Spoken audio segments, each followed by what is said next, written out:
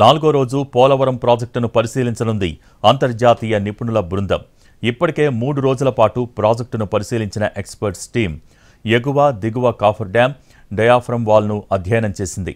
ఇవాల్టితో అంతర్జాతీయ నిపుణుల ప్రాజెక్టు పరిశీలన పూర్తి కానుంది. దీంతో ప్రాజెక్టుపై నివేదిక ఇవ్వనున్నారు నిపుణులు. నేడు ప్రాజెక్టు అధికారులతో కలిసి సమీక్షలు నిర్వహించనున్నారు.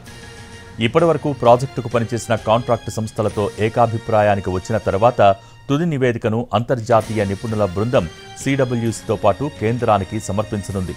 నిపుణుల నివేదిక వచ్చిన తర్వాత ప్రాజెక్టు ప్రాంతంలో వరదల కారణంగా ఇప్పటివరకు జరిగిన నష్టం ఎంత అనేది ఒక అంచనాకి రావచ్చు.